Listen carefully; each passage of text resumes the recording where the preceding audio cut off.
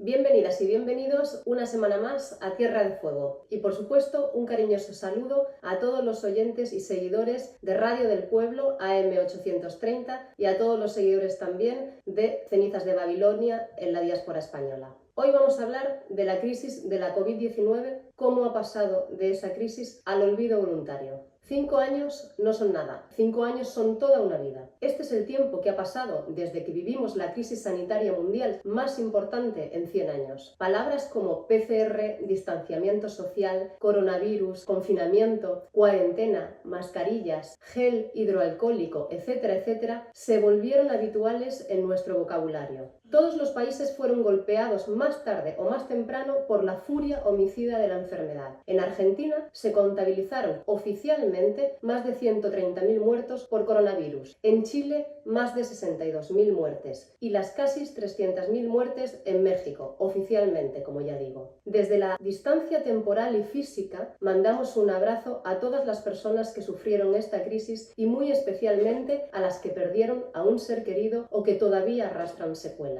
En cada país se actuó o actuamos lo mejor que pudimos y desde nuestras instituciones, desde nuestros cargos representativos políticos, se tomaron medidas para paliar o minimizar los efectos de la COVID-19, o así debería haber sido. La singularidad de esta crisis sanitaria en que se cebaba en las personas mayores en España, según un informe del Ministerio de Sanidad, el número de personas fallecidas en el año 2020 a consecuencia de la COVID-19 fue de 74.839. De ellas, más del 90% tenían 55 años o más. A las ya de por sí crueles consecuencias de esta enfermedad se sumaron las no menos crueles actuaciones políticas. En España, un país con las competencias sanitarias transferidas a las comunidades autónomas, cada una de estas comunidades decidió actuar según su criterio, según su ideología y según su política. Las residencias de personas mayores fueron el máximo exponente de un modelo sanitario y de cuidados cada vez más impersonal y violento, centrado en el lucro económico e invadido por la gestión de fondos de inversión que han convertido a las personas en cuentas de resultados económicos. Con estas perspectivas, tenemos que en el primer impacto de la pandemia, 7.291 personas murieron literalmente abandonadas en las residencias de la Comunidad de Madrid, a cargo de la presidenta del Partido Popular, Isabel Díaz Ayuso, en los primeros meses de la pandemia. 7.291 personas que no fueron trasladadas a centros médicos, que no tuvieron ninguna asistencia sanitaria y que murieron de manera muy dolorosa. Todo esto no ocurrió por incompetencia, que también, sino por maldad. Madrid, con Ayuso al mando, desarrolló lo que vino a denominarse los protocolos de la vergüenza, unos protocolos diseñados desde los gestores políticos de Madrid para impedir el traslado o cualquier tipo de asistencia médica a personas mayores que residían en las residencias y que tuviesen incapacidad de movilidad o cognitiva. 5 años después, y ante el escándalo, el clamor popular, las investigaciones periodísticas y la lucha incansable de las familias de los y de las fallecidas, se ha conseguido la imputación judicial de 3 ex altos cargos de la Comunidad de Madrid que durante la gestión de la pandemia decidieron condenar a 7.291 personas a morir en las residencias de manera inhumana. Isabel Díaz Ayuso, de momento, esquiva su responsabilidad, mientras insulta a las víctimas y sus familias, regodeándose en el dolor y despreciándolo de la manera más indigna posiblemente en un ser humano. Quizás esta animadversión a un personaje tan impúdico como Ayuso nos ha hecho olvidar que en España hubo otras comunidades autónomas que también obraron de manera negligente y con resultado de muerte con respecto a nuestras personas mayores y la gestión de las residencias. En Cataluña, por ejemplo, fueron aproximadamente 10.000 personas las que fallecieron en residencias durante los casi 3 años que duró la pandemia. Pese a las investigaciones judiciales abiertas en su día, una comisión en el Parlamento e informes de organizaciones como Amnistía Internacional alertando de la vulneración de hasta 5 derechos humanos, los cambios en el sector son mínimos. En Cataluña no se han hecho los deberes. 5 años después del inicio de la pandemia, parece que se ha extendido entre la población catalana en general un olvido de las muertes de estas personas en las residencias y del dolor y el derecho a la justicia de sus familiares. Miles de personas no están recibiendo el apoyo de la ciudadanía, ni la atención mediática pública que se merecen. La atención política y judicial tampoco ha estado a la altura de unas actuaciones durante la pandemia que, sin ser tan llamativas como las que perpetró la Comunidad de Madrid, produjeron un resultado similar: miles de muertes que se podrían haber evitado. Podríamos pensar que estos son errores del pasado, que son el fruto de la gestión de unos responsables políticos de una determinada época, pero que de las consecuencias mortales de la pandemia salimos como personas mejores. Lamentablemente no es así. La gestión privada e inhumana de las residencias de personas mayores ha aumentado en estos años. Las personas trabajadoras de estos centros siguen con condiciones laborales precarias y el personal es escaso. Los fondos de inversión han puesto sus garras en el negocio residencial y no piensan soltarlo. Las cifras hablan por sí solas. De las 950 residencias de Cataluña, únicamente 6 son públicas y solo una de cada 6 plazas residenciales es pública.